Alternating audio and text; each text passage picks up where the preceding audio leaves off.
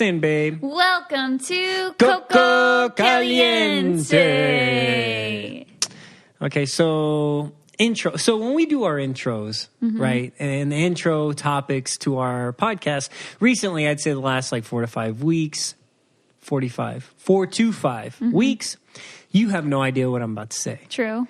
Okay, and that includes today, right? I love when you just take like the reins on the intro. I know. Well, it eases the pressure off of what to talk about, and this is something that I've been thinking about all week, right? Because it's coming up. It's this time of year, right? It's the holidays, right? Yeah. We're rolling into the holidays. Thanksgiving is coming up, and what's one of the things besides the family time and I the know what you're food going to say. That stresses you out? that I don't like to do, and you love to do? Presents? Well, it's kind of in that genre. Black Friday shopping. Oh. Nicole has this weird infatuation with Black Friday shopping that I just don't understand because I don't think it's worth it per se. What do you mean by worth it? Do you think the best deals are on Black Friday?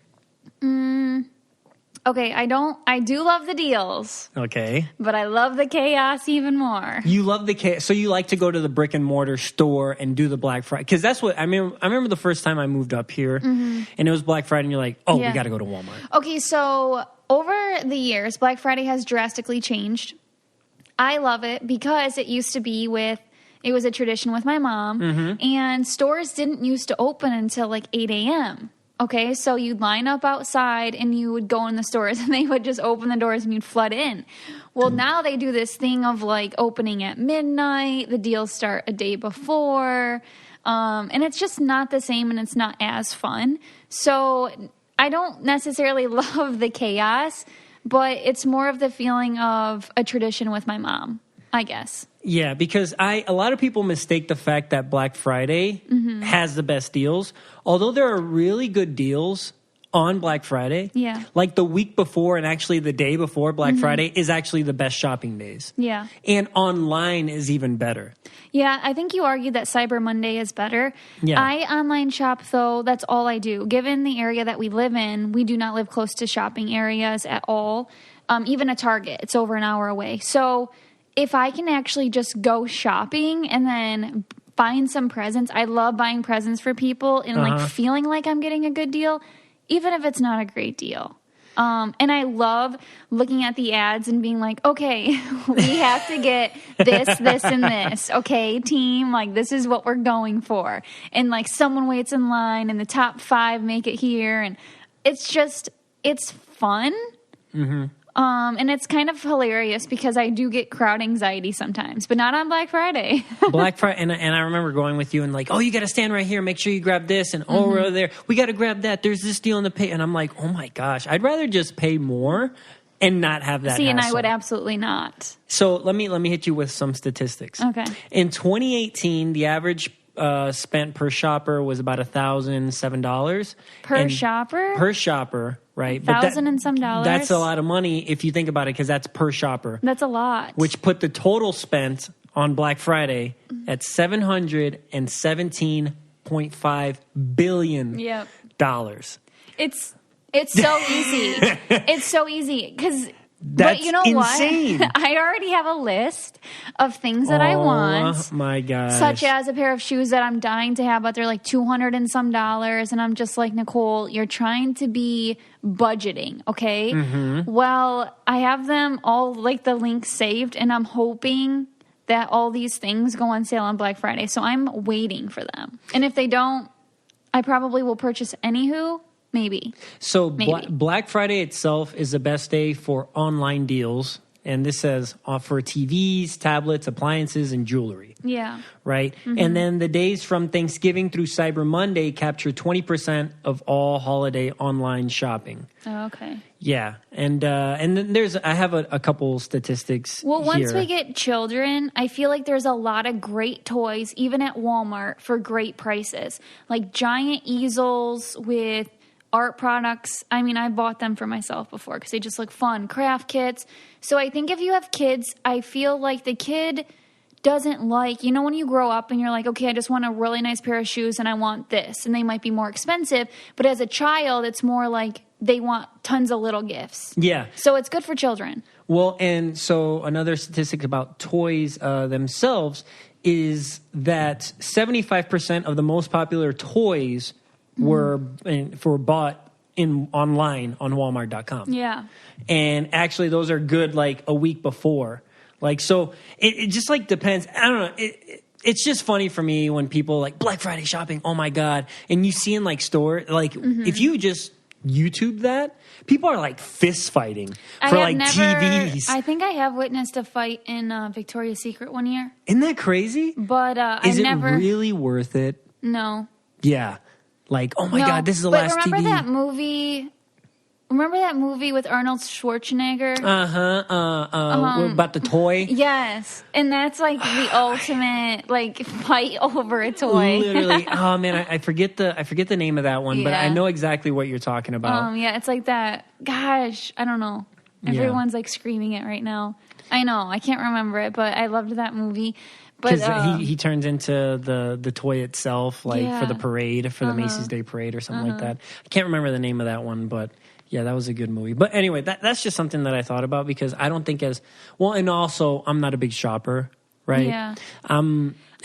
Yeah. You know me to buy things that if I want something, I just buy it. I don't think about the deal for it, and that's it. But I'm not constantly shopping for things. I know. And honestly, are you going to go this year? I mean, I really want to go to the city. It's funny because Nicole asked me, like, I have a choice, right? Because you do. Okay, but really does any female listening right now, does your man or significant other partner have a choice? Like, yeah, you could say, do you want to go? But then if I say I don't want to go, I get the look. It's a thing. Like, you didn't want to go with me. Honestly, why wouldn't you want to go? No, honestly, nothing. You can just drop me off at the door and tote me around. I'm fine with that. You don't have to get out. But I have to go. Like, it's not that I can't just not go. You can not go, but I will be annoyed. Absolutely. Hence and therefore, I do not have a choice in the matter. So yes, I will be going with you. I'll go with you because I want to go. The last couple of years, we've only gone to Walmart, and it's just not cutting it. Because it's more like a family gathering, which is fun. We all go together, but at the same time, I feel like now I need to get some stuff for wedding. Don't look at me like that. No, I mean, just buy Victor, whatever your heart desires, babe. I'm at the age where you need appliances. Is money, and money grows on trees, apparently, and so we can just buy whatever. Shut up. I feel like your dad and I are on the same page, too, because your dad gets drags. I mean, he's been doing this for a lot longer than I have, obviously, but he's in the same, like, we just look at each other like, he'll be standing by one thing, and I'll be standing somewhere else. And I'm like, yeah, we're just standing here because they told us to stand here. And who you go Black Friday shopping with can make or break the experience. P.S. I have gone with some people where I'm like, wow, this is terrible. So if you have gone and it wasn't great, look around at your company and try again with some better company. I'm great company. I encourage, go, go, go. Yeah, you def need it. You know. Yeah, people take this like a sport. When I'm over here looking at the statistics on how much money, and this is sad.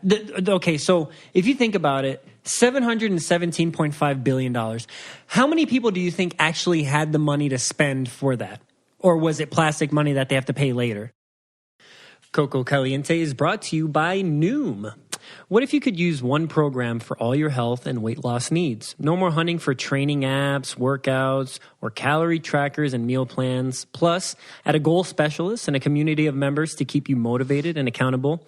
And it's like a workout bestie all in one place. If you're looking for better self-care, feeling confident in clothing, self-worth, better mood, you don't want to stay home because you don't want to be tempted, learn to resist temptations. It's all there, ease and convenience of the app. No food is good, bad, or off limits. Noom teaches you moderation and can be used in conjunction with many pre-existing popular diets if you want. And it also has one of the biggest and most accurate food databases available and lets you track meal habits, visualize portion sizes, and see calorie density at a glance. And we're all strapped for time. Noom just asks you to commit 10 minutes a day for yourself. All right. And we all know you're human. If you go off track, there's no shaming, just tips to help you get back on track tomorrow. You don't have to change it all in one day. Small steps make a big Big progress. Sign up for your trial today at Noom, Noom.com/Coco. Again, that's Noom, Noom.com/Coco. What do you have to lose? Visit Noom.com/Coco to start your trial today. That's Noom.com/Coco. The last weight loss program you'll need. But I will tell you something, Victor. I think they did have the money, or I do think a lot of families do their Christmas shopping on Black Friday and then they're completely done. Yeah. If you have 5 children and we're shopping for 5 children and I have $100 to spend on each child, I can get them 10 big toys for $10 each, or I can go spend it on a normal day and spend $25 on 4 toys. I'm going to do the 10 for 10. He's over there punching in his computer looking up statistics. Do you think that that's a good argument, though? I do think with children, that is kind of where parents get their majority of their stuff. You're not going to go shopping for like socks on that day. Yeah, but okay, so I think about that, right? And as I'm just typing in, what I was typing in is U.S. credit card debt, right? Yeah. What do you think credit card debt is? I don't know. The total U.S. consumer debt is $13.51 trillion. Yes. Yeah, that's a lot of money. That's a lot of money. It said consumer debt has hit $4 trillion. Okay, I got a plan. All you do is, if for Black Friday, if he's bringing up debt into this, well, just take out, only spend what you have in cash. Once you hit that amount, you can't spend any more. Don't take out your credit card. Yeah. Whereas I use my credit card for everything because... points and credit and blah, blah, blah, blah, blah. Yeah, I get it. I don't know. It's just spending on things. Do you necessarily... I think Christmas has become more material. This makes me think of the Grinch, right? I don't think so. I don't think it's become more material. No.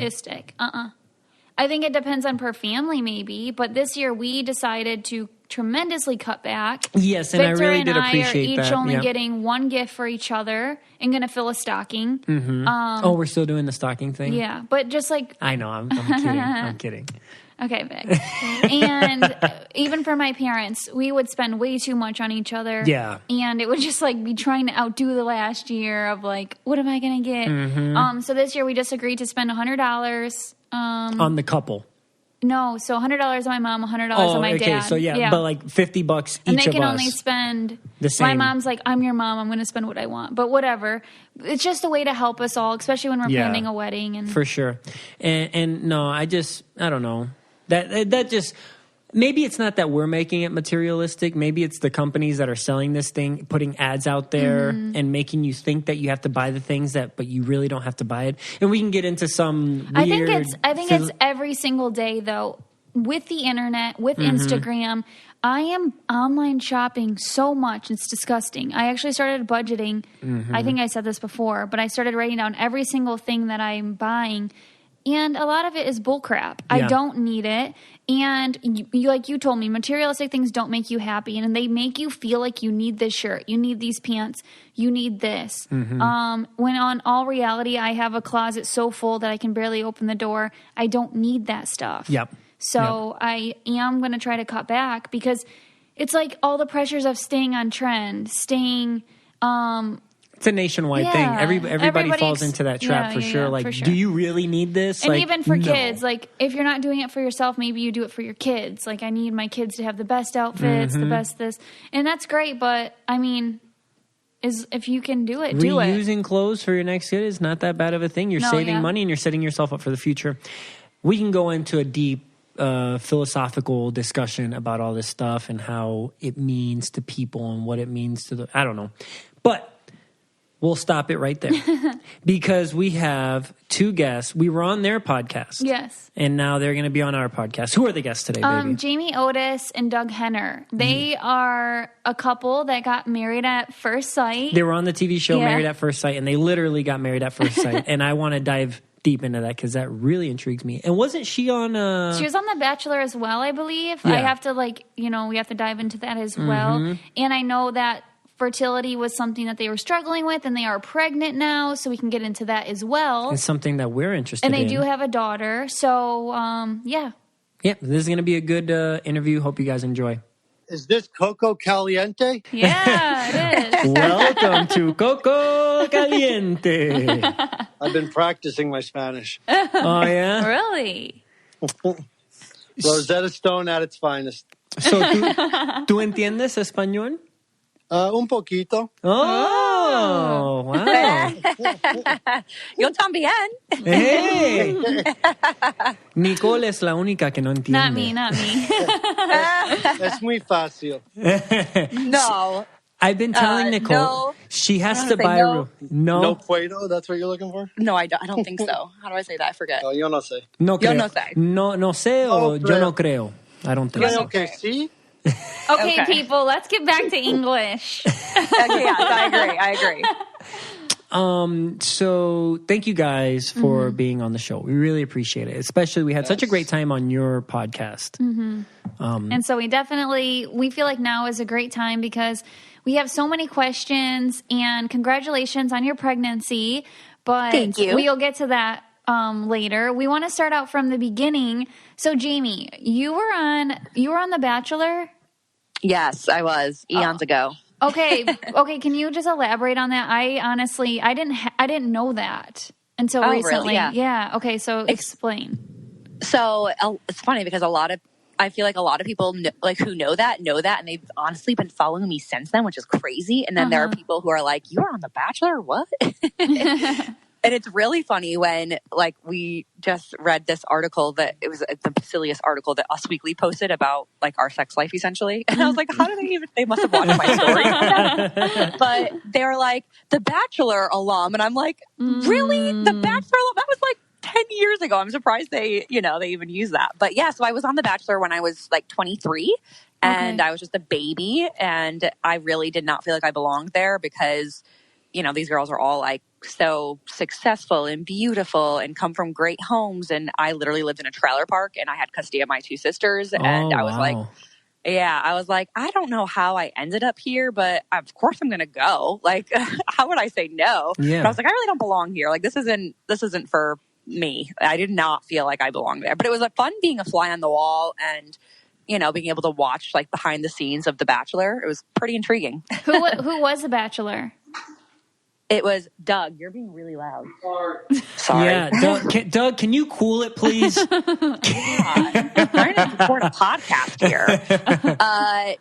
The Bachelor was Ben Flanick, and he was the wine guy from Sonoma. Okay, I'm so bad at knowing who I don't. Nicole is so CBS that ABC is just something else. No. I haven't caught up or watched in forever. I think the only season I ever saw was Allie's season way back. I love Allie. Yeah, way back. I loved that, and that's when I fell in love with Bora Bora. But for some reason, I just never got to watch the show. I don't know. And Jamie, I'm not trying to date you, but when did you say, how old were you when you did the show? I was 23, so that was literally 10 years ago. Oh, 10 years ago. Okay, I'm just doing it on my calculator right now. So Yeah. So just trying to figure out how old I am. And is that something that you applied for? Yeah, so what happened was, fun fact that you mentioned Allie, I was in Boston. My sisters had just graduated high school, so I felt kind of free. I had just gotten my nursing license, and I felt really free from responsibilities in the world. And I went to Boston. I had a roommate there for the summer program, and she was obsessed with The Bachelor and The Bachelorette, and it was the summertime, so it was The Bachelorette, and she would always have the show on, and I never really watched any of it. Right. And so I was like, "What are you always watching when I come home?" And she was explaining to me how this girl gets to decide between all these guys, and she goes on dates with them, and then they get engaged at the end, and they get married. And I was like, wow, that's awesome. And then the commercial came on, if you want to date the next Bachelor or Bachelorette. Yeah. And I thought, and my friend was there, and she was like, oh, Jamie, you should apply. I was like, oh, I will. So it was kind of not really a dare, but kind of. Yeah. But I would have done it probably anyways, because I was like, what an opportunity. You get to pick out which guy you want. I didn't know you have to be on The Bachelor first and compete for the guy. Gotcha. Yeah. Which seems a little less exciting. And then get runner up, and then you get to become the one that decides. That's funny. Exactly. Didn't work out like that for me. Care Of is a wellness brand that makes it easy to get the right vitamins, supplements, and protein powders for your specific needs. Whether you're looking for glowing skin, more energy, better sleep, or something to support your health and fitness routine, Care Of helps you build and stick with a plan that's right for you. I do love using Care of because I just took a 5-minute online quiz. And since I don't eat meat, they know how to supplement iron and magnesium and all specific pills into my diet. Also, ashwagandha. I'm not sure how to pronounce it. It's like a chill pill, but it's something because I am anxious. So that's something that can help me daily as well. It's very easy and convenient. It's shipped to your door. They come in individual packets. They say your name, like, "Hi, Nicole," with a quote of the day, which is Victor's favorite part. Yes, it is. It could be a joke. It could be a fact. It could be lots of different things. And they're really easy to take on the go. Like I said, they're individual packets. So if you're leaving for 3 days or 5 days, just take 3 or 5 packs with you instead of hauling pill boxes or bottles all over the place spilling. And if you are interested, then for 25% off your first Care of order, go to takecareof.com and enter code Coco, COCO. For 25% off your first Care of order, go to takecareof.com and enter code Coco, COCO. And then, so how many years later were you on Married at First Sight? I think it was probably about 5 years later. Well, I guess that would make sense since I was 27. So 4 years, like 4.5 years later. I was 27 when I got married to my husband. Before we skip to that, though, because I am so intrigued. The dating pool, right? So you girls just hang out together and it's, oh, this is great? Or is it like really catty? On The Bachelor? Yes, imagine all the girls.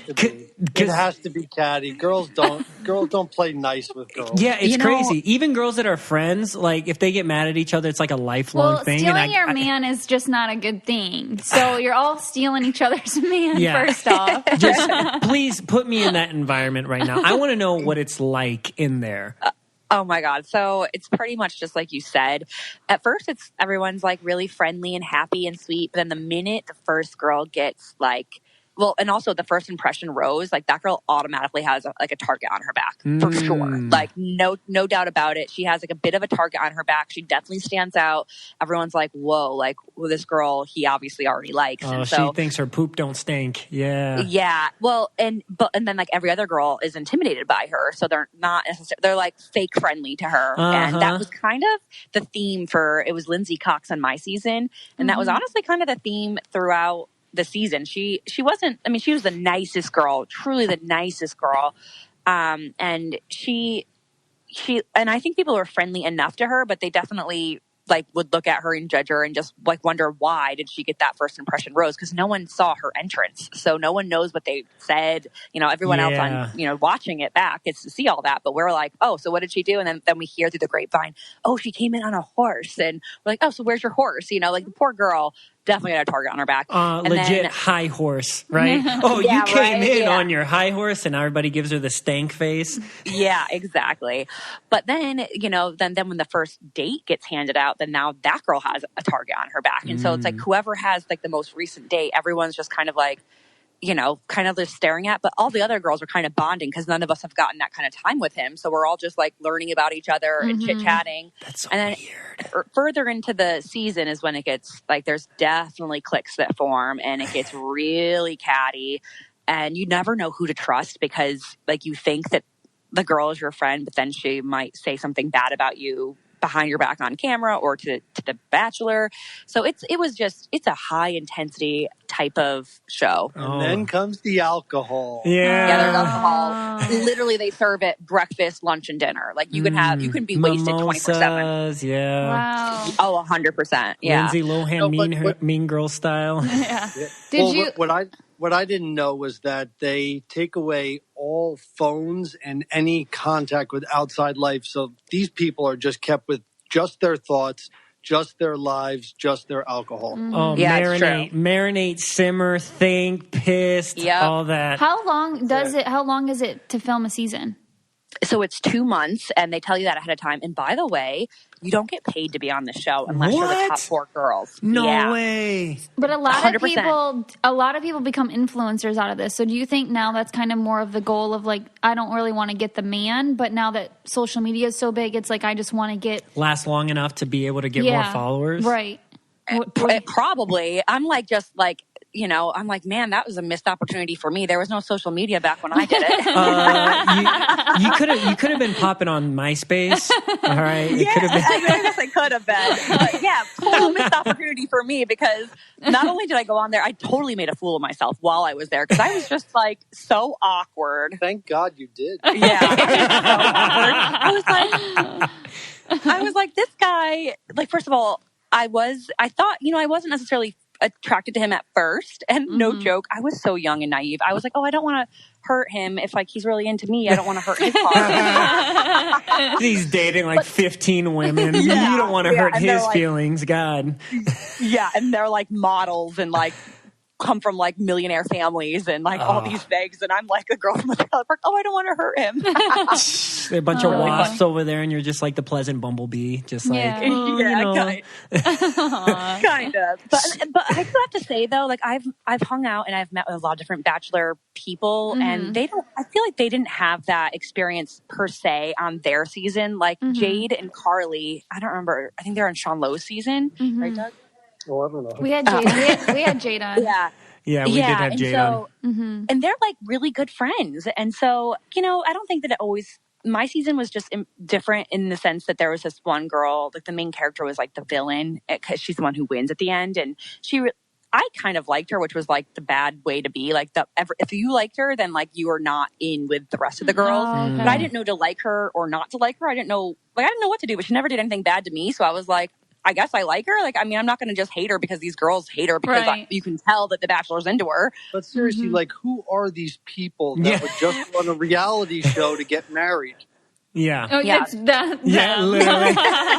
How dare they? Yours, okay, when we get into that is completely different. I am so intrigued by that. Yeah, I am. And before we get that, we'll change gears real quick, right? So you before you guys meet, you did The Bachelor and you had your stuff going on. What were you doing, Doug? What was life for Doug before anything happened, right? What were you doing? Before you met Jamie. Sure. Yeah. Yep. So I was actually in between jobs, and I had just landed a job before I got on the show. And I was working with a Nestle Waters, actually. I was doing their outside sales for the coolers. So whenever you have in an office, you have all the filter systems and everything. So I was doing that for a while. And then I paired up with a software service company where I was doing sales for them. So I was going in and I started in February of that year. And within my first month, I had to tell my manager that I'm going to be married and I'm getting on a show. And I had to take off a couple days for my honeymoon. He was like, you were single last week. I go, yeah, I know.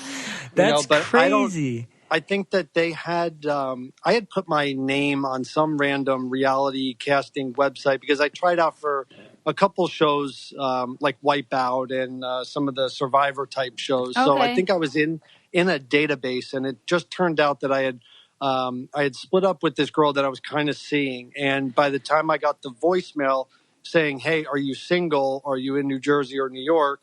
And would you want to try out this love experiment? And it was just perfect timing for me to reply and say, yeah, sure, I'll check this out. And the whole time it was a love experiment. It wasn't Married at First Sight. So we went through the entire process, and, you get to the end, and all of a sudden these experts walk out and they say, oh, yeah, so we're going to match you up. And based on your background and psychological testings and assessments, we're going to find a perfect match. And if we do, the first time you see the person will be at the end of the aisle at your wedding. And I was in a room of like 50 dudes at the time. And I want to say close to half of the people got up and left. Yeah. I'm not ready to make that type of commitment. Yeah. Yeah. They had a great fruit and cheese platter that was there. And I was starving at the time. So I stayed and I watched everything. And then I just got hooked because of the experts. Wow, you really got to thank the cows and the fruits there, Jamie, for what brought you guys together. And so what was your experience leading into that, Jamie? So it's kind of the same thing. Is I got a voicemail as well asking if I wanted to, if I was having trouble dating in New York City and if I needed help, and if I was interested in this love experiment, which was supposed to be like this scientific kind of research almost they presented it as, because they were going to like kind of analyze you and analyze multiple of other people in the tri-state area. And if they found someone that matched with you scientifically, then they would kind of set you up. And then not only would they set you up, but there would be these 4 experts there to kind of guide you along your dating process. And I was like, yeah, to me, first of all, I'm a nurse, like Nicole, I work in labor delivery. And so the science behind it was like, you know, I was really intrigued by it. And also I come from a family, like I never knew my dad. My mom had, you know, not good guys. I mean, my stepdad was in and out of jail for trying to kill her, just to be like frank. Yeah, like when I was growing up. So I never had a healthy example of a relationship. And so for me, at first I started dating men that, you know, were kind of similar, like just like very like kind of controlling and jealous and whatnot. Manipulative, and then, probably. Yeah, exactly. Like they never hit me because I knew that was like the final straw, but they would like the one boyfriend like locked me in the bathroom until he was done talking to me, and you know, and I didn't even realize that was abuse. Yeah, it's crazy stuff. I've done a lot of research on domestic abuse and domestic violence and the signs and triggers, and yeah, that's real stuff. It's scary. Yeah, it is scary, and so thank God for nursing school, because it opened my eyes. I mean, it taught me so much. I mean, it taught me, that's where I learned that that's actually manipulative and like the first signs of being abused, and you know, before they actually do hit you or choke you or whatever. And so that kind of like opened my eyes to see that, oh my gosh, like I'm with not a good guy. And so I tried ending the relationship. The guy like broke into my house. I mean, he was crazy. Jesus. Yeah, it was bad. But wow. So long story short, I went the complete opposite direction. Like, so then I started dating, and like the first red flag, I was like, nope, he's bad. And I would just like end it. And then I'd be like, you know, and this continuing on the kind of the same pattern.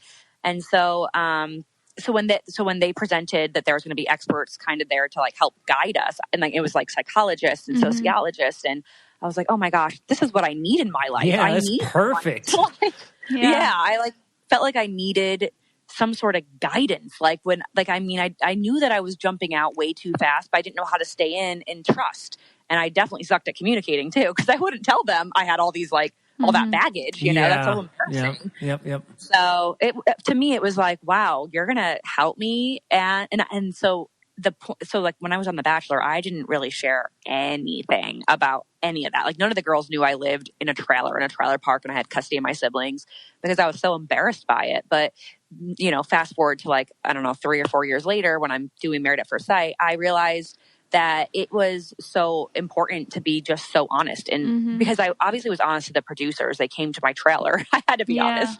So like people would email me or like message me on Facebook and say, wow, like I'm in the same situation, but you're inspiring me to get out. And I'm like, wow, like who knew that there were other people going through the same thing that I went through? And that kind of caused me to lead like this open lifestyle where it's like, you know, you might be embarrassed of something, but there's probably someone else who's hiding in shame, embarrassed as well.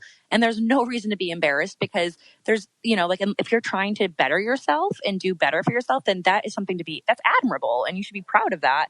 And so there's a lot of things I feel like really led me to have success with this marriage with Doug and like even the TV world. Like having had cameras follow me before on The Bachelor, it kind of desensitized it a little bit for me on Married at First Sight, which I needed, because that's just like, it's just crazy to marry a stranger. Yeah. And I like that you say that, because that's one of the big things with domestic abuse is that not enough people talk about it, and not enough people understand that they're in that situation. They might not even know. Right. And then with that, you get into a point in the relationship where getting out is actually dangerous unless you have the right resources around you to get out properly. Exactly. And I've made Nicole watch a documentary about it, and I've seen TED Talks about it, and I've actually studied it, and it is a really scary thing. And it's just about talking about it. The more you talk about it, the more people know and they understand and realize, because a lot of times that guy at first is amazing. He's the best guy you've ever met in your life. You're like, oh my God. And then things start moving really fast, and then they move so fast that then you're like, wait, he really does like me. I know he just punched the wall next to me, but this is like a one-off thing, I think, you know, and then things just get progressively worse. But yeah, definitely talking about it is the way to go, because then, you know, people understand and they'll do research on it. So yeah, absolutely. But anyway, that's also another way that Married at First Sight really brings cultures and environments together, because, you know, what circumstance would Jamie and I be in the same room together, her being a nurse that works nights and me being a software salesman in New Jersey? You know, it's right. You know, sometimes you just don't know what options are out there. And, you know, I've said this before too, it's, you know, the decision to do the show, and once you find out that you're going to be married to a stranger, that's a terrifying thought to some people. But, you know, think about other terrifying choices that you've had in the past. And if I didn't do it, I wouldn't have the love of my life and a daughter. And, you know, the hardest decision and scariest decision of my life turned out to be the best one. And you kind of have a new perspective on choices and getting out there and doing things and putting yourself out there. So, yeah, that's a really good point, Doug. And it's just like me thinking about marrying a stranger right now. I'm just like, anyways, my favorite deodorant is... What is it? Native. Yes, I love Native deodorant. It is... So there's so many benefits from it, but it's without aluminum, without parabens, without talc. It's filled with ingredients found in nature, such as coconut oil, shea butter, moisturizer. It's never tested on animals, free shipping and returns, and it works. I do not smell. It's all natural. I love being all natural. Actually, when I put it on, I'm just like, I love being all natural. Yeah. You know what I mean? Like not putting like chemicals onto my body. And if you don't believe Nicole, they have over 9,000 5-star reviews. You know, you can check them out. They were on the Today Show, Elle Magazine, Pop Sugar, Refinery 29, and that's just a few of them. They have something for everyone. It comes in a wide variety of enticing scents for men and women, and they also released new limited editional seasonal scents. I have the cucumber and mint, and Vic uses coconut and vanilla. We kind of swap back and forth. I don't really know whose is whose anymore. I don't know if that's gross, but no risk to try. They offer free returns and exchanges in the U.S. So for 20% off of your first purchase, visit nativedeodorant.com and use promo code Coco during checkout. Again, for 20% off your first purchase, visit nativedeodorant.com and use promo code Coco at checkout. But so when it got down to it, they matched you guys up and they just said, "Okay, we found a match for you," or how did that go? And you're going to get married tomorrow? Like, what? Honestly, kind of. They gave us like 4 or 5 days to prepare for a wedding. No, it was 2 weeks, Doug. Oh, all right, 2 weeks. Yeah, no joke though. They said, you know, it wasn't guaranteed that you got a match. So that was kind of another reason that I followed through with it, because I was like, not a chance that I'm going to be honest about my whole history and they're going to find. And I was really specific about the kind of guy I wanted. Like I wanted a guy with a big family that was loving and welcoming, and I wanted him to be really comfortable, like kind of like in farmland. Not that my family lives on a farm, but we live in like the country. Yeah, I always see your Midwest post. So kind of Midwest Mondays, yeah. But so it's kind of similar, but like, you know, I didn't want a city slicker who was just like in finance and had never, That's you know, Victor. rolled around. He's a city slicker in finance. But I had to convert him, and now he's a country man, aren't you? Yeah. There you go. But I was just scared that if I married someone that was like that and wasn't comfortable around my family, that it honestly would never work out, because I love my family, obviously. And so if he didn't feel comfortable and if they didn't feel comfortable, I was like, it's never going to work. So I was so honest and so picky about those types of things. I wasn't really picky. I didn't say anything about his appearance. It was all about like, I was like, he can have zero debt. Turns out he didn't have zero debt. But anyway. Damn it, Doug. Yeah, they didn't ask me that question, so don't ask, don't tell. Yeah. I don't think Doug even knew he had that debt, though, but that's a long story for another day. Thank you for... I just got on the show to move out of my parents' house. No joke. I was funny, you were asking him, what was he doing before? And I'm like, oh, you're going to leave out the fact that you You know, I had roommates before the show. That's what I called my parents. Like, oh, who do you live? I got some roommates. They live downstairs. I live upstairs. They're an older couple. Yeah, I have a studio in their house. We share kitchen space. Yeah, we share the common areas. She does my laundry sometimes. In the same DNA. Yeah, exactly. That's funny. But anyway, so do they pay for this wedding and they set it all up, or they help you set it up, or how does that work? Yeah, but it's not that extravagant. At least it wasn't for us because we were season 1. It was literally inside an office type area of the Westin Grand Central, which sounds fancy because it's the Westin Grand Central. But like I said, nice. they did. They made it look nice, but it was literally inside like a meeting room. We were allowed Romantic. 20. Yeah, we were allowed 25 people on both sides, and Together, or wait, 25 each side? No, 25 each side, Oh, okay. which turned out to be great because from what I hear, the hassle of inviting and not inviting people to a wedding is, it is. stressful in itself. And, we're in that I conundrum. realized that, between my family, like all of my family members and my friends, it filled up 25 spots exactly. So it worked out well. Oh, wow. Perfect. And so they saw you, Doug. Jamie's family saw you before she saw you, correct? Correct, yes. Like waiting for her to come down the aisle? And I walked in there and I was trying to find out which one was her mom. Yeah. And seeing the rest of the family, and it was kind of that awkward, like short little high wave. And I went over to who I figured was her mom and said, "Hi, I'm really excited to meet you, and I'm looking forward to meeting your daughter." Oh my God, I have tears in my eyes right now because I'll tell you why. Whenever you're done talking, I will get into my. Okay, go ahead. Sorry. And I was going to say, and then they made me stand up there and wait for a legit 15 minutes with these blazing lights just focused on me, and I'm in a tux and I'm sweating profusely. Oh, that's romantic. Can't stop sweating, and people are bringing me up napkins and towels, and everybody's staring at me. And I remember going through the process, and you get to put down your deal breakers, and what do you picture as your ideal wife, and future goals, and everything. And I was like, I'm really, if we're going to go deep into the deal breakers, like, I like this type of person. I'm not really attracted to redheads. I take care of myself. I would hope that my wife would be healthy and take care of herself, and motivating like that. And then the doors open and her niece and nephew walk down as the ring bearer and the flower girl. And they are beyond ginger redheads. like they are straight up freckled ginger walking down the aisle. And then I see her sisters coming down the aisle, and they're not, they're healthy sized and walking. Well, there's a nice way of even putting that. And so now I see my brother and my dad and my friends just going, we knew it. This was going to be a setup. We knew it. Oh my God, that's awesome.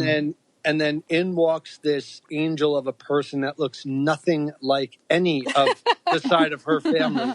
And I'm trying to put the pieces together like, this doesn't make sense. Did she have a veil in front? Could you see her face and stuff? Or did she have a veil?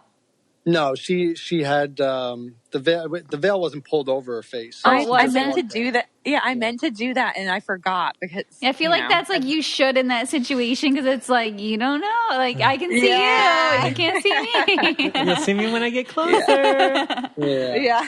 And then I just couldn't stop smiling, and then finding out later that it was just creepy staring at us. And this was all being taped. Right? Yeah. It was aired and everything, right? Yeah. Oh, yeah. Yeah, we it actually came out in Time magazine when they went through like the most watched wedding, and it was like Princess Kate and whoever I don't know who the guy's name is, but Harry or the Prince. Yeah, the Prince. And then the most awkward wedding, according to Time magazine, was Jamie and Doug for married. Were you guys my favorite accomplishment in life. That's hilarious. And were you guys the only people from season 1 to get married? No, there was 3 couples. There was. 2 of them stayed together through the show. Because after the first season, it gained so much popularity. Like the audience like doubled in size each episode. Oh wow! So it like set all records for which was the old Bio channel, and then it switched to FYI Network. And so they asked after the first season was over, they said we want to continue on with a spin-off, Married at First Sight, the first year. And so they followed the 2 couples, us and the other couple that stayed together. Nice. And then we had a second season of that. So we were on for like 3 seasons straight. Oh, wow. That's crazy. So yeah, it was actually, I mean, it was a very, very popular show, and they wanted to keep that going, and the audience seemed to stick. Yeah, they loved to, like, they wanted to see they got to see you guys get married, but they're like, basically, let's watch them date now. Now that they're married, let's see how they get along and how it goes and how. Which is, yeah. I'm interested. Which is the really cool thing, because people that follow us, they've been with us since day one. You know, they watched us when we first met. They watched us when we first kissed. They watched us when we first said I love you to each other. And then they watched us move into a house. And then they watched us have a baby, you know, with or Doug and Jamie +1. Right. They've been with us the entire relationship. And the cool thing is people who are new to following us can go back and watch it all if they want to. Yeah, that is really cool. A heck of a story. Have you heard about the company making stylish shoes for women and girls out of recycled plastic water bottles? I still think that's crazy. It is, well, they're called Rothy's, and their shoes are crazy comfortable, fully machine washable. They're perfect everyday shoes for life on the go. They go with everything from yoga pants to dresses to skirts. They come in so many different colors, prints, patterns, and also different styles like sneakers, loafers, points, and more. I'll give you a fun fact, though, and it'll blow your mind. So that repurposed plastic water bottles, they've already diverted over 35 million water bottles from landfills. That's amazing. That's a lot. And plus, Rothy's always comes with free shipping, free returns, and exchanges. No risk, no worries, no reason not to try. I have the pointed toe ones called like Big Cat. So it's kind of like the cheetah prints. Oh, yeah. I've seen those. Yeah, you wear those all the time. Yeah. So if you want to try Rothy's, and check out the amazing styles right now, because their styles do change and they do sell out. I did notice that when I was looking online. Go to rothys.com, rothys.com/Coco, COCO, to get your favorite new flats. They're comfortable, stylish, sustainable. These are the shoes that you've been waiting for. Head to rothys.com/Coco today. Jamie, what were you thinking when you walked and saw him? Yeah, so not quite the same reaction because like he said, he was sweating profusely. He had this big nerdy smile, and he was like, I feel like his tux was kind of big on him, not gonna lie. And no, it wasn't. I don't know, he just looked goofy to me. I had white shoes on. He had white shoes on, which didn't really bother me, but his mom kept screaming about his white shoes, and I was like, oh man, like what did I just get myself into? That is hilarious. I was not at all attracted at first, and I was like, I really, really, really believed in the experts in the process. And when I didn't have any sort of chemistry or butterflies, and I wasn't expecting love at first sight, because I really don't believe in that, but I was expecting some sort of like flirtatious energy, and there was none of that coming from my soul.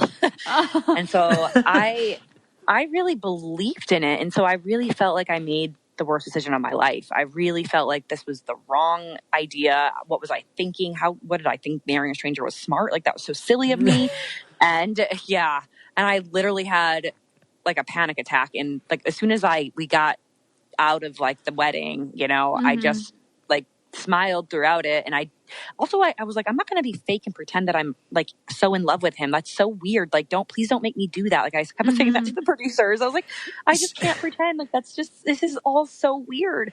And I just really like broke down and cried, feeling like I made the worst decision. And then, you know, I remember one of the producers was like, but remember what Dr. Pepper said? She's one of the experts. And she had said that he was her favorite and that he's the best guy and like, you're going to love him. And she's just really talked him up. And I was like, all right, you know, like, yeah. And I really bonded with her in particular. Like, she felt like a mama bear to me. And so I just didn't feel like she would just throw me together was like, I really didn't believe that in my heart. So I was like, okay, well, there's got to be something. Right. And so I just kind of like slapped a smile on my face, even though I was like, don't, I literally said, and of course they shared all the bad things that I said. Like, I was like, please don't make me kiss him. Don't make me touch him. Like, please don't make me be his wife. Like, this is so weird. And of course, that's all aired on TV. That makes me look like this big villain that doesn't love her husband.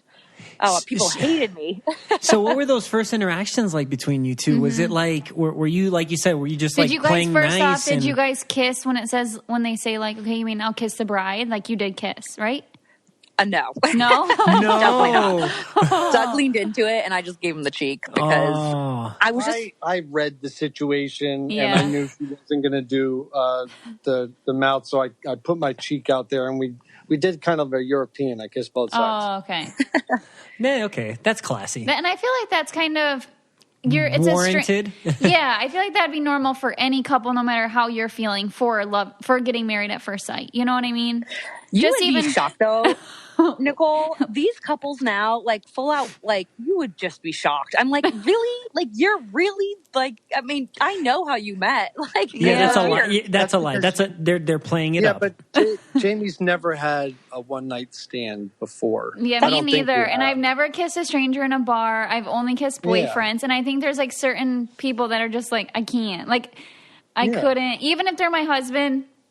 Gonna kiss them on the cheek until I know them. Like I can't. Yeah, totally agree. So thank you, Nicole. What I was laughing about when Doug was talking about this, because I just picture like the worst case scenario. Doug walks into your family and everybody for the first time, and all he hears is just a bunch of sighs of negativity. Just, you imagine how crappy that would feel. You walk into the room, people see you for the first time, like the family of the person you're about to marry, and they're just like, oh. Luckily that wasn't the situation, but that wasn't it. But I just play stuff like that in my mind, and it just makes me laugh. And I would be I was sweating profusely before I went into the Big Brother house. I'd be sweating through my clothes if I'm meeting the family the first time. Yeah, and it's just an awesome, like, I'm so proud of you guys for going through with it because not a lot of people would. And I didn't know you guys until I saw you, like Jamie on Instagram, and we started talking. And I was like, they're just the cutest family. And I love like Doug's personality. He's so goofy, like everything that I like in a guy too, where he's like, I just love goofy. It's just my number one thing. Give me a run for my money, Doug. No, I'm just saying. So it's just, I would have never knew the whole story and the situation behind it. And it's cool that you guys stuck it out and gave it a go. And that you open up about it and share it. And it wasn't just all like, oh, it was perfect from the get-go. Because then it becomes like kind of unrelatable. You know what I mean? Yeah, 100%. I mean, it's just not real anyways because no one has anything perfect, throughout life. So, yeah, I think it's important to share the good, the bad, the ugly because, you're going to get through it eventually, but other people are going through it too. And they need to, know that, okay, I'm in the ugly right now, but there's going to be good coming because it happened for her. So it could work out. And that's where the experts came in to kind of facilitate all that. Yeah. And for you guys, was it tough, like showing your vulnerabilities on that follow-up show, like the dating? Because like at what time did you guys actually start clicking, Yeah, like how long till you guys knew like, okay, I'm going to stick with it? Oh, well, I started having like butterflies and like that warm fuzzy feeling within like 3 days, like on the flight. Oh, that's really cool. Yeah. Good. Yeah, it didn't take long. Like I am a smooth mother effer. Good job, Doug. Yeah, no, but like he is smooth. Like I remember we went the morning after our wedding, it was like the first time we had any time to be alone together, and we both love coffee. And these are things that like we're obviously just learning. We have no idea anything about one another. And so we both go across the street and, I tried paying for my own coffee because I was just so like not into it. And he was like, he insisted on paying, which I thought was a nice gesture. Yeah. Your husband should pay. Yeah.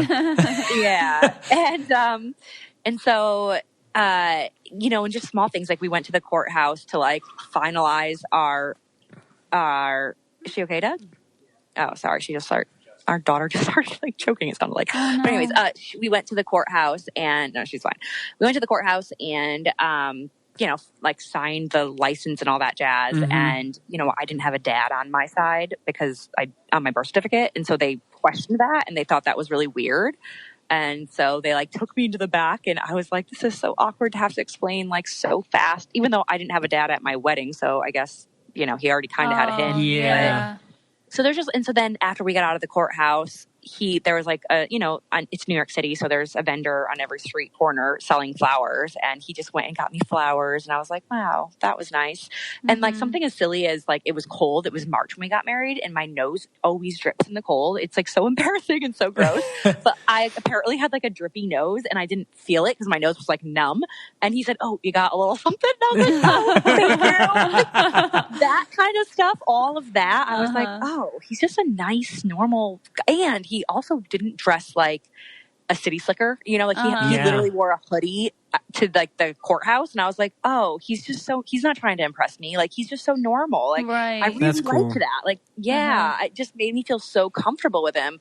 And so then my walls just slowly started coming down, and he's a smooth mother effer, just like you said. and Jamie's you're just an altogether great package. So was he like in love with you right from, I mean, like he said, he saw an angel walk down the aisle. Did you just know like, oh, he's into me? Oh, I knew he was into me. It took me a while to be in love with her. Yeah. But I did like her a lot. He's like, no, I wasn't smitten. I was smitten. I mean, you're a hot chick. Yeah. How long? Love blossomed eventually. Yeah. How long until you guys decided to move in together or like get a house together? You move in together immediately. So it's very real Married at First Sight in comparison with like any other type of show. It's documentary style. So we went immediately from the wedding to our honeymoon, and then the honeymoon for like 4 days. It wasn't even 4 days. It was literally. How was the honeymoon? Where'd you guys go? Yeah.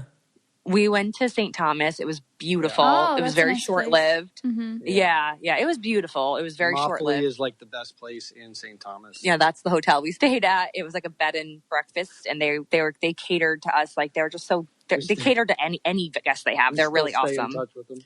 And so then the cameras followed you around, right? Yeah, everywhere. And so then you were trying to get to know each other for the first time on camera. Yeah, yep. And then it was. Oh, sorry. Go ahead. I was just saying it was honestly like a really, like, it was obviously very stressful because it was a lot thrown at you at once, but it was a really, looking back, it was a good, I'm happy, of course, that we did it. Yeah. And then you guys move in together and. Yeah. How do you make that decision on where to, because he's in New Jersey and you're in, where were you? You said you're in the. She was in Manhattan. Oh, no, she was in Manhattan. Oh, okay. Yeah. So that's quite a distance between those two. Like, how do you, for work and stuff, how did you guys figure that out? Well, they did ask us ahead of time, like, how comfortable would you feel living, like they said, in Brooklyn or in New York City or in New Jersey? And I was like, I have to live in Manhattan because I worked at a hospital in nights. And and I worked 12-hour shifts. And so I can't have a super long commute. I would not be able to function. Right. Yeah. So, and then I guess Doug must have said that he would be fine living in New York City because they ended up putting us, like, they do put you in an apartment to begin with. Or they could have done our apartments, but he obviously lived with his parents, so that wasn't going to work out. And then I lived in Columbia Housing. I worked at Columbia Presbyterian, and so they wouldn't allow filming there. So they had to get us a separate apartment to share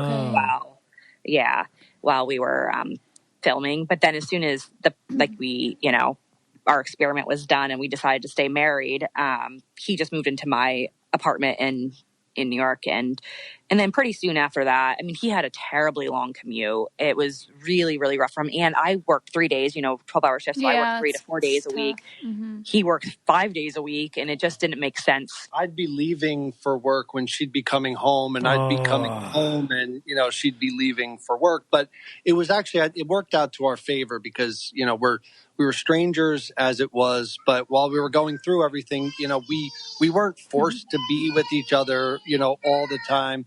And we had time to miss each other during the experiment. So it's like, we weren't searching for things to say or do or having to force, just hanging out for 24 hours.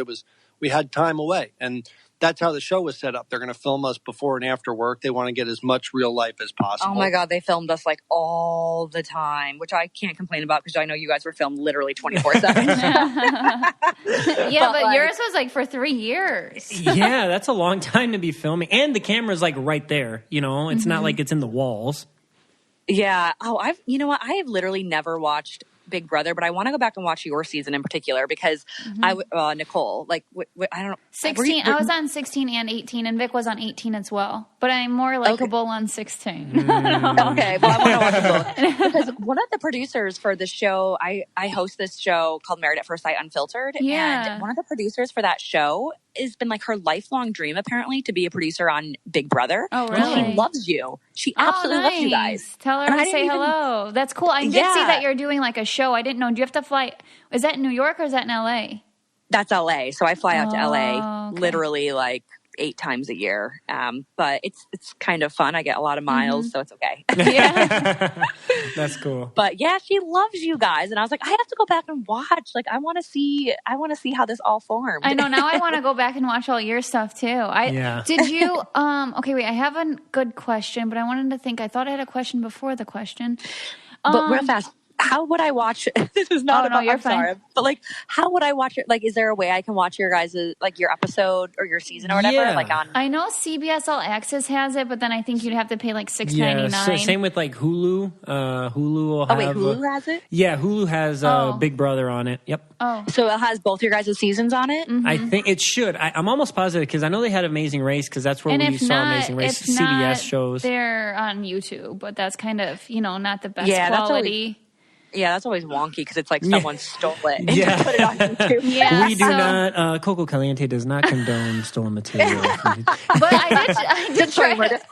I bet it is on Hulu. I don't know though. Yeah, we'd have to check. Well, I'll check. I'm pretty sure it is. Have you guys ever thought about since your wedding was like not kind of what you thought it would be? Have you ever thought about like doing another wedding or renewing vows or doing something like that? Yeah, we did renew our vows. Oh, you did? About a year later in St. Thomas, like after we actually fell in love. That's cute. Okay. And then really on our 5-year anniversary, we went to Curacao and renewed our vows, just the two of us. Like we didn't invite one person because, I know you guys have an upcoming wedding, so I don't want to but everybody knows it's like, it's so hard to really connect with each other on that day because there's a bazillion people pulling you in a bazillion directions. Yeah.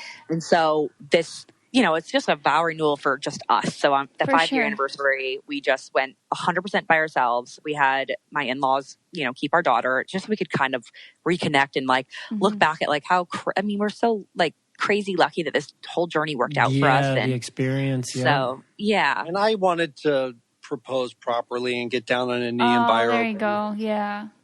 So yeah, he did that, but that was for the first vow renewal. And then the 5-year one, we were already parents at that point. We never have date nights ever because we're parents basically. So it was just, I thought it was really important for us to just connect, Yeah, so you're ahead of the game. You already did it twice. So I was like, hey, did you guys do that? Nicole, great idea. We already did that, but we appreciate you. I didn't realize you guys have been married already for 5 years. Yeah, it's almost 6 years. Wow. It's crazy. Oh, that's a while. Yeah. We're old folk now. And you guys are pregnant. So can you share a little bit about, how long were you guys trying to get pregnant? I did see on Jamie, your Instagram, that it was something that you were working on for a while. Is that correct? Yeah. So we, our first pregnancy did not go very smoothly at all. And we lost our first son at 17 weeks. I delivered him. And that was obviously that was just soul crushing. The most depressing state I've ever been in my whole entire life. I've been through some rough things, but that was the roughest. And then, we tried immediately to get pregnant because I felt like I had this empty hole in me. I just I needed to have a baby. Natural I just felt, feeling. Yeah, for sure. Yeah. I know some women, it's the opposite. They're not ready yet, but I was like, we have to get pregnant tomorrow. It has to happen. I just felt so, I can't explain it. I just felt wrong. And so I every month, and it honestly only took us 6 months to get pregnant for Henley, but every single month that we had to wait, it felt like a lifetime. And so, we got pregnant with our daughter Henley, and it was a great pregnancy. She's beautiful, wonderful little baby. Yeah, she is. Awesome. She's so cute. I Thank love you. watching her on your stories and stuff. Oh, thank you. Yeah, she's such a good girl. And then, you know, I wanted to have kids close together. Like I'm like so into planning everything, which is sounds like Nicole. It's not a bad thing. Yeah. Yeah. I figured I'm just going to, once I start, I'm just going to keep popping them out, hopefully. Yes. See, that's what I thought too. And I really wanted that. We want 4 kids and potentially to adopt 2. And so I was like, I'm not getting any younger. I got to get this ball rolling. Practice. Yeah, Doug did mine so much. But so, you know, when Henley, I don't remember how old she was, but when she was like kind of more, you know, not, she was sleeping through the night and whatnot, I was like, okay, you ready? And he's ready. And so we're like, okay, you know, let's try this again. And the first pregnancy was a chemical pregnancy. So it, you know, it just kind of, a chemical pregnancy is where it just doesn't attach into your uterus and you just kind of, you know, wash it out. And so that was really like sad, but I was like, okay, we're going to, you know, it's okay. We're going to keep going. And then the next pregnancy was just like a month or 2 later and it seemed viable. Everything seemed great. I had the doctor's appointment. They drew the blood. Everything looked good as far as like the hormone levels. And then we go back for our first ultrasound and there was no heartbeat. And so I had a failed miscarriage with that one. And I had to, you know, they gave me 3 options, essentially wait it out. And your body will definitely naturally expel it. But the risk with that, of course, is always infection because you have something inside you that's not viable. Yep. And then they said they really preferred that I go to the OR and have a D&C, which I really didn't want that at all because, you know, like I just think that I prefer a more natural way. Right. And so the third option that wasn't guaranteed to work was you take medicine and you hope that it will all just come out and whatnot. And so we tried that option and it, everything worked out for us, thank God. And so, you know, after that, of course, again, I had that feeling like, I just want to get, like, I have this like desire, like a burning desire in my soul and I can't explain it, but I was like, I just have to get pregnant again. Like I want a viable pregnancy. And so we tried and tried and tried. And, you know, I'm just so thankful that at that point we had our daughter and my heart breaks for the families that don't have a child at home because I know that pain too. And it's like, you know, you prepare for it, you expect it, and then you have nothing at home, but you have like, you know, like we had like little baby things for her or for our first son. And, you know, they were just hanging out in our home and I'm like, what do I do? Like save it for the next baby? Like, I don't even know. And so anyways. And like every time you see that's probably a reminder, not that you're not already thinking about it every day, but I feel like it's a constant reminder. I feel like it's more of like a breakthrough, like breakdown moments if you see things like that. Yeah. And if you get rid of it, you feel like even worse. Yeah. Like it's just not, it's either way I kept it because I was like, I can just put it in a corner. And then sometimes I would just want, like, it's almost like good to help just look at it and grieve and then like put it away again. And so long story short, it took us 18 months in those 2 losses in order to get pregnant this time. And we had already, you know, usually by the 1 year mark, you should probably go see a fertility specialist, you know, and see like what the heck is going on with your body. Like maybe there's something simple that they can do to fix it. But you know, Nicole, because we're nurses, I was like, no, I won't need that. No. Like that's not going to be for me. And so you know, I gave it, I guess, another 6 months and I was like, okay, it's time. Like we're trying so hard. I tried everything. Like I tried all these different, like, you know, lubricants and positions and just all these different, like, and food changes. tracking system. Oh my gosh. Yeah. Oh my God. I had an app. I wore the Ava bracelet. Like I did everything and it just didn't seem to work out. And so I made the appointment with a fertility specialist, but literally 2 days before, I mean, I was peeing on sticks all the time, hoping I was pregnant. And 2 days before I got the faintest pink line. And I was like, and I knew that's positive. Like there's no, you know, it's never. Because you've been seeing a lot of negatives. You're like, this is different. This one's different. Yeah. But then the part of me that I guess maybe was trying to protect myself, maybe. I don't know. I was in denial. I was like, no, am I really? I don't know. Like I didn't even really feel pregnant at that point. And so I was like, well, we're going to keep this a doctor's appointment with a fertility specialist and we're going to go there and they're going to tell us we're pregnant and then we're going to really know. And so we go there and I didn't tell them anything about, you know, I took a test or anything. And so we're going through the motions and I'm expecting them to like interrupt and be like, oh, you're pregnant. But they didn't. And so Doug's like, are you going to tell them that you took a test? And I was like, I was kind of hoping they'd tell me. Like I was hoping, because I know they check there. And so then he said, well, maybe we should check that urine now. And so that they did, and I was pregnant, and they did an ultrasound. And so what made it, it's made it comfortable for me this pregnancy to like kind of bond with this baby is that I saw the fertility specialist every single week, just confirming that my levels are increasing, my hormone levels are increasing, and the baby is like the cells and whatnot at that point, they're all growing. And so it reassured me every single week. And then we finally got promoted to the OB, and now we're 14 weeks pregnant, and the baby's there. So there's a heartbeat. That's awesome. Here she's growing. So yeah, it's thank God, because it's rough, and my heart goes out to all the women who have to go through this in one capacity or the other, especially the women who don't have a baby at home, because that would be comforting, obviously, to like hold my daughter and just be like, thank God I have you. Like I had never knew how hard it could be to have their own family and it's not always that hard for everybody, obviously, but it happens to a lot of women. Oh yeah, who go through loss. I'm worried for sure. I think that it's just something that when you want it so bad, you're worried that it's going to be hard for you to obtain. But you know what? All my friends who were worried, okay, so I have a really good friend who's a nurse. We both work in labor delivery, and she was so worried because she thought she was a little older, which she was. I mean, not entirely, but I think she was 33, which I don't think is that old, but I'm 33 now. But, she was, but we know that at 35, you're considered advanced maternal age. And so that's like already a high risk pregnancy. And so, she was really worried, like didn't think it was ever going to work. So she took out the birth control early or stopped it or whatever early, not expecting to get pregnant for a while, and got pregnant the first try. And same with my sister-in-law. My sister-in-law was terrified. She thought, I'll never be able to get pregnant. I think she has PCOS, and got pregnant the first try. Oh, wow. Yeah. And I don't even do birth control because I just feel like I'm like, nope, bad juju. Like, I'm just like, I'm not doing it. I'm just going to, I'm just going to let my body be natural, whatever. Because I'm so scared of the horror stories of people saying, oh, yeah, you got to come off that for 6 months. But I feel like when everyone comes off of it, everyone I've talked to, they're pregnant like before their wedding on accident, So I'm just going to not worry about it until I got to worry about it. Yeah. There you go. There you go. Best way. And so for you guys, what a journey, right? And now you're pregnant again. Everything's going great. So what's next for you guys? Like, what are you up to now? What's Doug up to? What?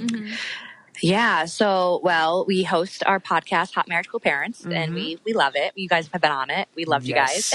We love being on it. Thank you again for that. Yeah, of course. Thanks for having us on. And so, we're doing that. I'm actually in the process of writing a second book about pregnancy loss and, just the whole journey. And it's really going to be focused on that for women who are trying to conceive or who have suffered a loss or who are pregnant with a rainbow baby but don't know how to be excited about it because there's just so many emotions involved. So that, obviously though I'm pregnant, and I also host Married at First Sight Unfiltered. So I'm flying out there and just so busy. So but, just busy all over. Just, And your busy mom. And your mom. So that keeps you busy in itself, I feel too. Yeah. Yeah. But I love being busy. So it's good. Yeah. And Doug, he's still working at his regular job in sales. He works for a company now. Doug, do you want to tell him?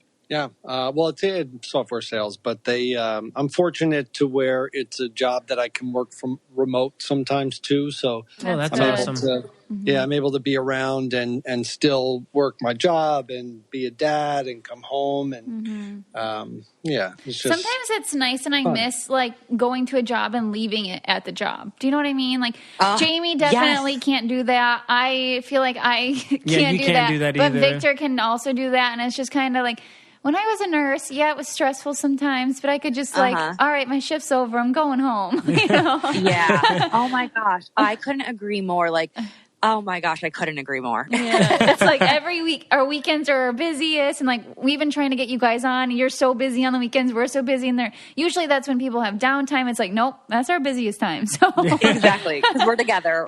Doug's not working his 9 to 5 then. Plus then I go from my 9 to 5 or 6 o'clock, and then I come home, and we still have work to do. So either way, it's nonstop. Victor, you need to teach Victor how to do stuff after his job Yeah, because it's like, hey, I worked, I'm done. It's like, get up. Well, no, it's not even that. It's just like on the week, recently, right? Recently, I'm basically working Sunday evening till Friday night, right? Yeah. And I get home on Fridays.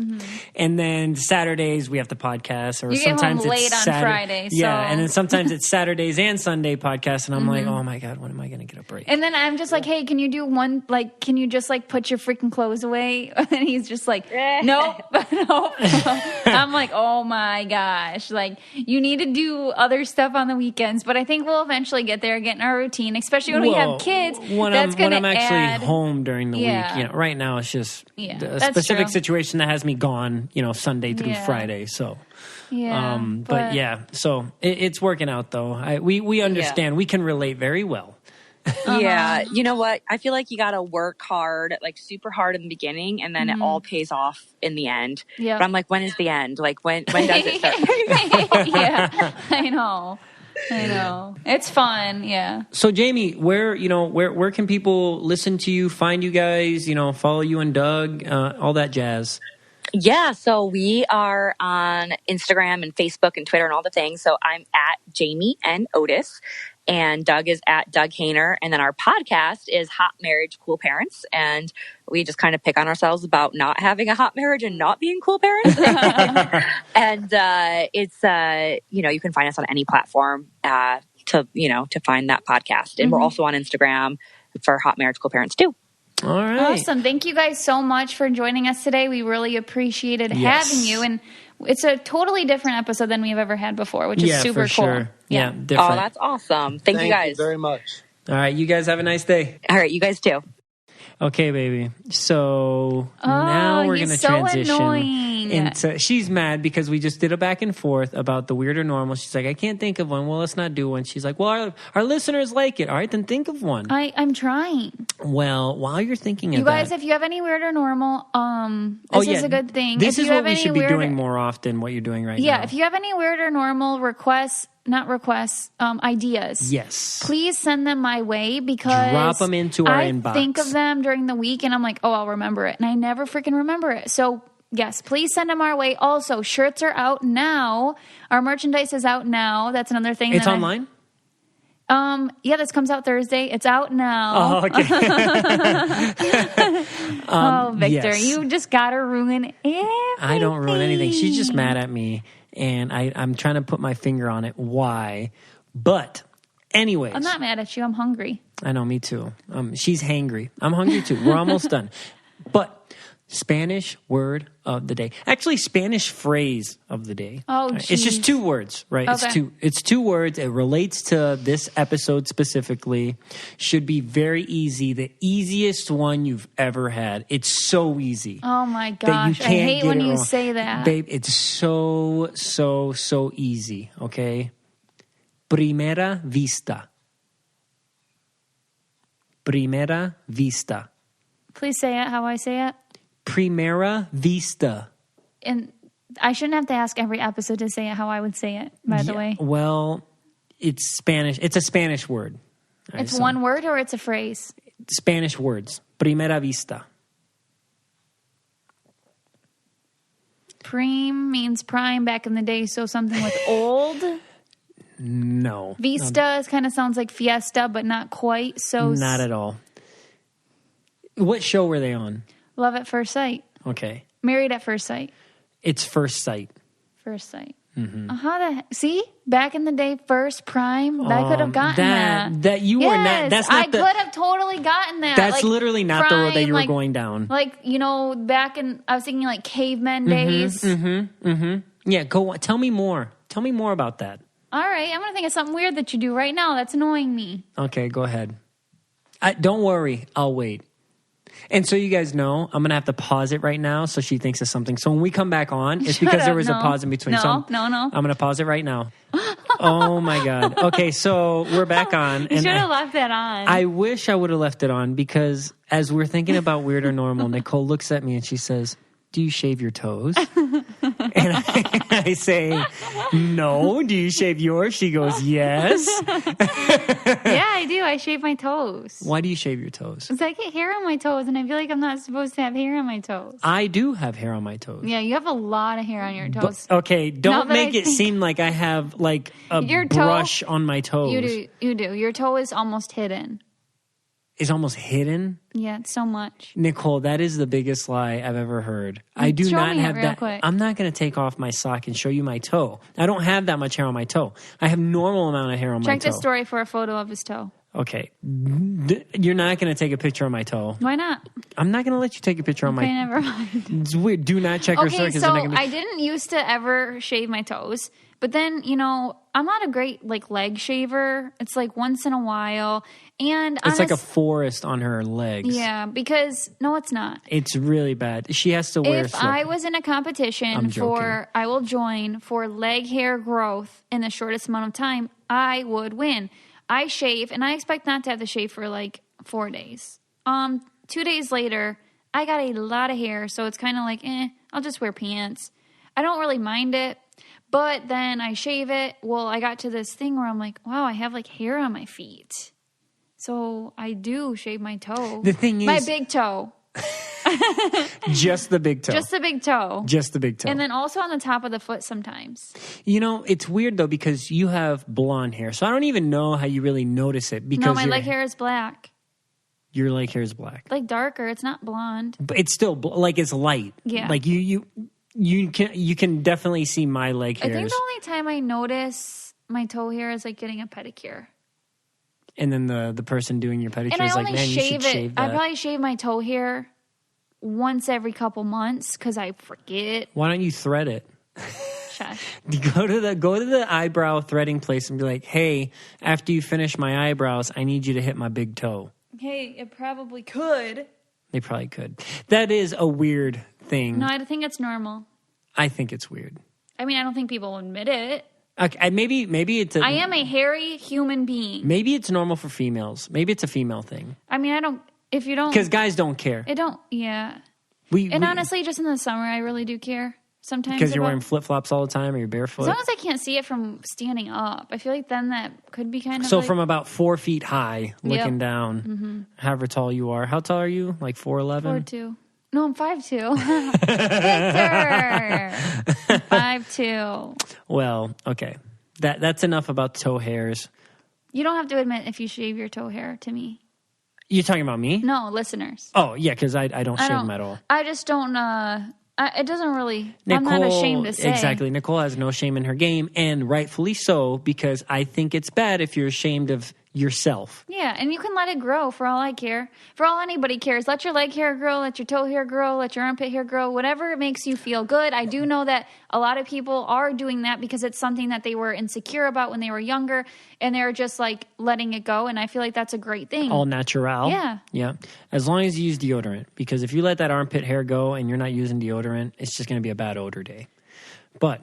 Yeah, anyways, deodorant is important. We are going to transition now into one of our favorite parts of the show, and that is where we read your reviews. And we should come up with a name to reviews. Yeah, start it right now. This is our segment. This is our segment? Yeah. Now we're doing reviews. That just sounds annoying. We won't do that. We'll come up with something better. But yeah, we're going to I say you say views. No, that's not going to be it. But... we're going to read these reviews because we really do appreciate you guys, and we do check on these, and we really thank you and love you guys. And go ahead, Nicole, take it away. This one's from Jordan Lynn, best podcast, 5 stars. Every week I look forward to listening to you two as I work. I constantly find myself laughing while listening to you. I love the segments that make this podcast different from others.